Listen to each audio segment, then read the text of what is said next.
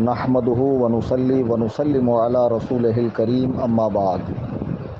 میری یہ گزارش تمام مسلمانان ہند سے ہے اور میں گزارش کروں گا کہ اس آڈیو کو مکمل سننے کے بعد تمام سوشل میڈیا پہ آپ اسے عام کریں۔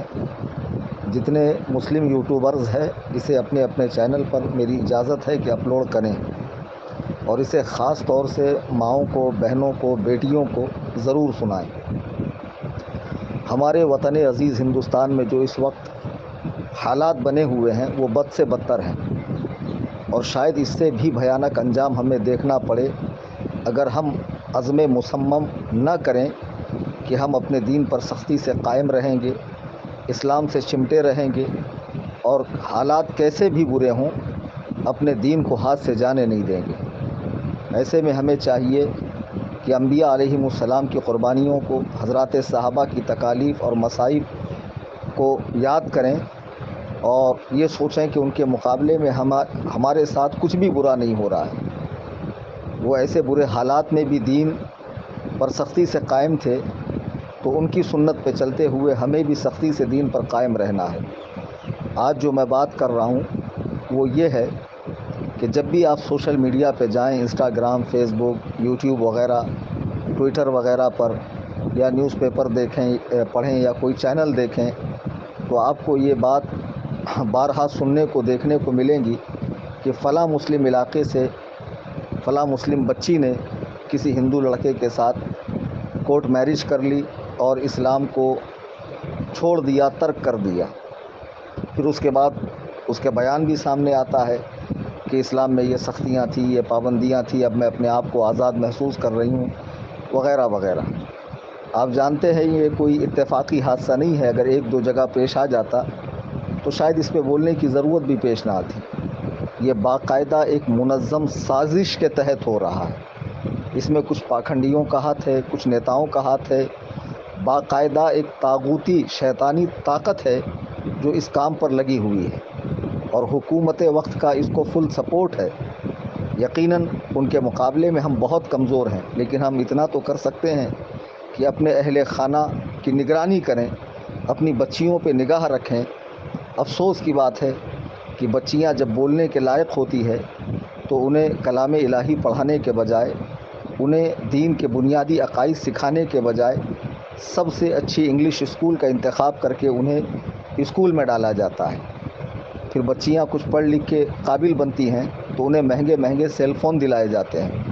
یہ نہیں سوچا جاتا کہ میری بچی کی کوئی فیکٹری نہیں ہے، کوئی کمپنی نہیں ہے، اس کا کوئی بزنس نہیں ہے، آخر اتنا مہنگا فون اسے دلایا کیوں جائے؟ چلیے دلا دیا تو اس کے بعد بچی کے فون پر ہونے والی اپڈیٹ سے باپ بھی بے خبر ہے، ماں بھی بے خبر ہے، بہن بھی بے خبر ہے، بھائی بھی بے خبر ہے۔ رات رات جاگ کر بچی کس سے چیٹ کر رہی ہے، کیا بات کر رہی ہے۔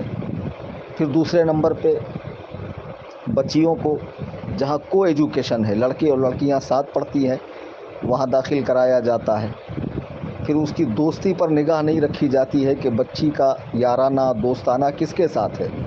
کالج چھوٹنے کے بعد، اسکول چھوٹنے کے بعد بچی لیٹ کیوں آتی ہے، وہ کہاں گھومتی ہے، کیا کرتی ہے، کیا نہیں کرتی ہے، کن لوگوں کے ٹچ میں ہے، اس کے ذہن میں کس طرح اس کا مائنڈ سیٹ کیا جا رہا ہے کہ اگر تم مسلمان سے شادی کرو گی تو تمہیں پردے کی پابندی کرنی ہے، بہت سارے بچے پیدا کرنے ہیں، 3 طلاق کا دکھ جھیلنا ہے اور حلالہ جیسی رسم سے تمہیں گزرنا ہے اور ہمارے دھرم میں آنے کے بعد 7 جنموں تک تمہارا ساتھ رہے گا، وغیرہ وغیرہ۔ اس طرح کی باتیں کر کے بچیوں کو جو ہے پھنسایا جا رہا ہے۔ پہلے یہ سنا جاتا تھا کہ فلاں مسلم لڑکے نے ہندو لڑکی سے شادی کی تو اسے میڈیا خوب اچھالتا تھا کہ یہ لو جہاد ہے۔ حالانکہ میں نے اس کے پہلے بھی اپنے بیانات میں کئی بار کہا کہ اسلام میں لو جہاد نام کا کوئی جہاد ہے ہی نہیں۔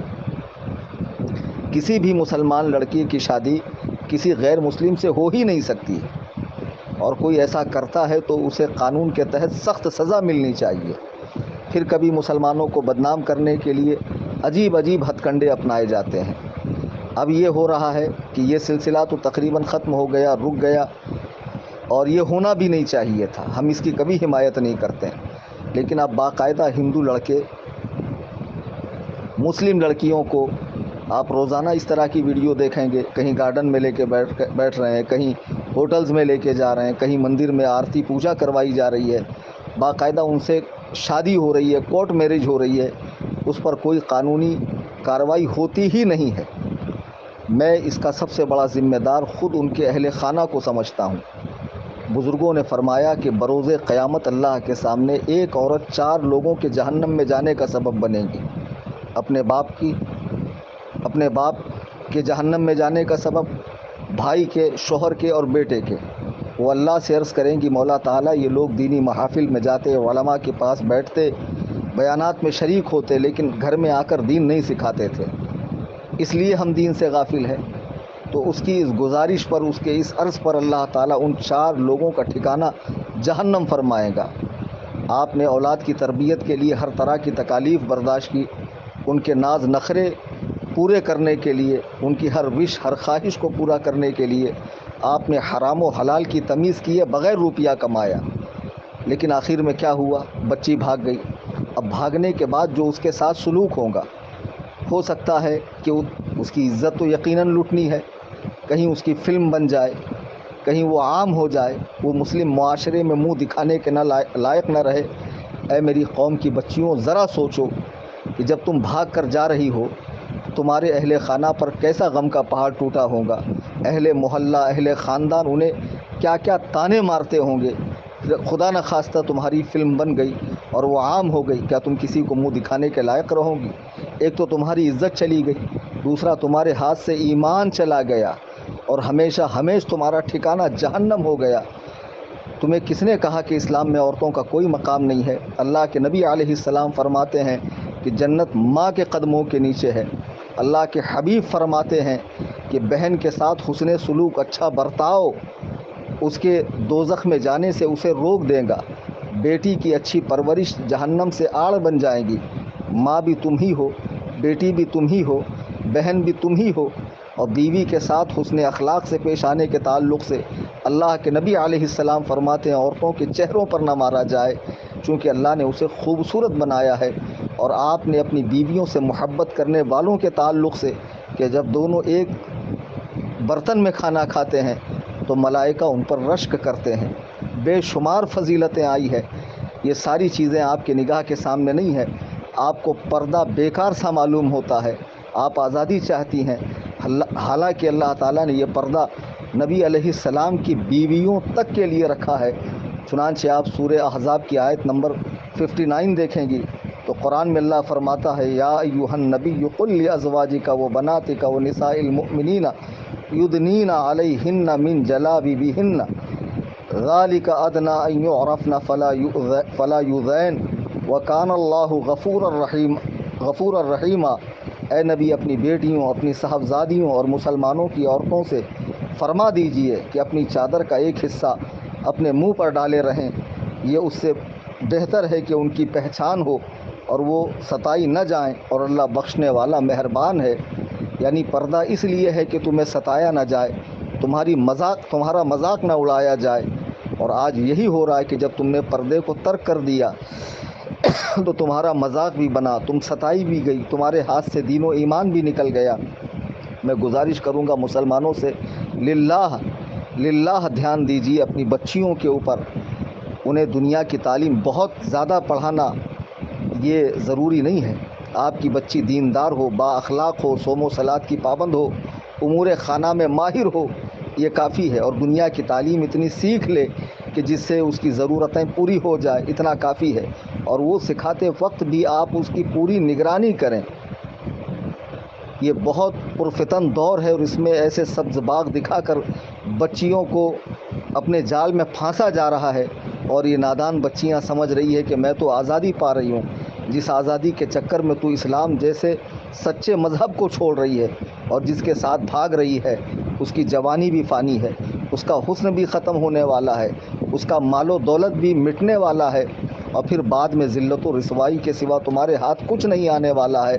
خدا را اپنے پاک دین کو مت چھوڑو، اور اس طرح ماں باپ کی رسوائی کا سبب نہ بنو، مسلم معاشرے کی رسوائی کا سبب نہ بنو۔ میں تمام علماء کرام سے، تمام قائدین سے، تمام اہل خانقاہ سے، تمام خطبہ حضرات سے گزارش کروں گا کہ اسے موضوع تقریر بنایا جائے اور اس پر مسلمانوں میں بیداری پیدا کی جائے کہ مسلمان اپنی بچیوں کی تربیت دینی ماحول کے اندر کریں، دینی ماحول کے اندر کریں۔ مجھے اس موقع پہ ایک واقعہ یاد آیا کہ ایک جنگ کے موقع پہ اللہ کے نبی علیہ الصلاۃ والسلام صحابہ کے ساتھ تشریف فرما ہیں۔ ایک صحابیہ حضور کی بارگاہ میں اپنے بیٹے کی خبر لینے آتی ہے۔ انہیں معلوم ہوا کہ میرا بیٹا شہید ہوا ہے، تو وہ چہرے کو ڈھک کر آتی ہیں اور عرض کرتی ہیں یا رسول اللہ میرے بیٹے کی کیا خبر ہے؟ تو ایک صحابی نے کہا تمہیں اس حال میں بھی پردہ سوج رہا ہے؟ یعنی یہ تو ایسے غم کا معاملہ ہے کہ تم پر تو غموں کا پہاڑ ٹوٹا ہے، اس میں تو ہوش نہیں رہتا ہے، بال بکھرے ہوئے ہوتے ہیں، دوپٹہ کہاں کے کہاں ہوتا ہے، پیروں میں چپل کا ہوش نہیں رہتا ہے، اور یہاں بھی تم پورے اہتمام کے ساتھ پورے پردے کے ساتھ آئی ہے۔ تو وہ صحابیہ کہتی ہے میں نے اپنا بیٹا کھویا ہے، میں نے حیا کو نہیں کھویا ہے، میں نے حیا کو نہیں کھویا ہے۔ اللہ کے نبی علیہ الصلاۃ والسلام اپنی بیوی ایک نابینا صحابی کے آنے پر فرماتے ہیں کہ پردہ کرو۔ جب انہوں نے عرض کی یا رسول اللہ وہ تو اندھے ہیں، حضور نے فرمایا تم تو انہیں دیکھ سکتی ہو۔ تو مسلمان بچیوں کے لیے، مسلمان عورتوں کے لیے جو پردے کا حکم تھا وہ ان کی عزت کے لیے، اور یہ مت سمجھو کہ پردے میں جو چیز ہے اس کی کوئی حیثیت نہیں ہے۔ اللہ کا مقدس گھر خانہ کعبہ وہ پردے میں ہے، ہر مسلمان کے دل میں ہے۔ اللہ کی مقدس کتاب قرآن کریم وہ پردے میں ہے، غلاف میں ہے، اسے سروں پہ اٹھایا جاتا ہے، چھوما جاتا ہے، احترام کیا جاتا ہے۔ جو چیز کھلی ہوئی ہوتی ہے، کھانے پینے کی کھلی ہوئی چیزوں کو آپ دیکھیں اس پر مکھیاں بھن بھناتی ہے، تو تم بے پردہ جب کالج میں اسکول میں جاؤ گی، ماں باپ کی اجازت کے بغیر یہاں وہاں جاؤ گی، تو یہ جتنی مکھیاں ہیں تمہارے ارد گرد بھن بھنائیں گی اور تمہیں اچک لے جائیں گی، تمہاری عزت بھی جائیں گی، تمہارا نام بھی خراب ہوگا، تمہارا دین بھی چلا جائے گا۔ خدا را ہوش میں آؤ۔ میں عرض کروں گا کہ تمام ہمارے جو ذمہ داران ہیں قوم کے وہ آگے آئیں اور اس مسئلے پر کانفرنس کریں، جلسے کریں، کتابیں لکھیں، اور جگہ جگہ مسلمانوں کو بیدار کیا جائے کہ وہ اپنی بچیوں کی تربیت صحیح کریں۔ یہ چند مختصر سی باتیں تھی۔ خدا واقعی دل دکھتا ہے جب اس طرح کی چیزیں سامنے آتی ہے۔ ویڈیوز وغیرہ واٹس ایپ پہ لوگ بھیجتے ہیں کہ فلاں مسلم بچی گارڈن میں ایک غیر مسلم کے ساتھ گل چھرے اڑا رہی تھی اور انہیں پکڑا گیا، اور پھر وہ بالکل جری ہو کر شیرنی بن کر جواب دیتی ہے کہ کیا رکھا ہے اسلام میں سوائے ذلت کے، رسوائی کے، اور بچے پیدا کرنے کے، اور اس کے اس کے۔ تو یہ جو زبان ان کو پھوٹی ہے اس کی وجہ یہ ہے کہ یہ واقعی دین سے ناواقف ہیں، ورنہ اسلام میں عورتوں کا اتنا مقام رکھا گیا ہے۔ اللہ اکبر کبیرہ۔ سیدہ کائنات حضرت سیدہ فاطمہ زہرا رضی اللہ تعالیٰ عنہ نبی کریم صلی اللہ علیہ وسلم کی صاحبزادی ہیں۔ حضور آپ کو دیکھنے کے لیے آپ کے گھر تشریف لے جایا کرتے تھے۔ اسلام میں بیوی سے محبت ہے، ماں سے محبت ہے، بہن سے محبت ہے، بیٹی سے محبت ہے، ان کو پورے عزت و وقار کے ساتھ رکھنے کا حکم ہے۔ اور انشاءاللہ الرحمن اس مسئلے کی حساسیت کو دیکھتے ہوئے ہم جو ممبئی کی سرزمین پہ الجامعۃ الحنفیہ حدیقۃ النعمان ادارہ قائم کریں گے، اس میں خاص بچیوں کی دینی تعلیم کے لیے بھی ایک شعبہ ہوگا، جس میں انشاءاللہ بچیوں کو زیور تعلیم سے آراستہ کیا جائے گا۔ رمضان کریم کا مقدس مہینہ ہے، میں احباب سے گزارش کروں گا کہ تنظیم کا زیادہ سے زیادہ مالی تعاون کریں اپنی زکوٰۃ، صدقات، فطرے، فدیے وغیرہ سے، تاکہ جلد سے جلد ہمارا یہ جامعہ قائم ہو جہاں مسلمانوں کے بچوں کو، بچیوں کو دینی تعلیم سے آراستہ و پیراستہ کیا جائے۔ تفصیل کے لیے آپ میرے نمبر پر رابطہ کریں 9820 672 770۔ شاید کہ اتر جائے تیرے دل میں میری بات، انداز بیاں گرچہ بہت شوق نہیں، وما علینا الا البلاغ۔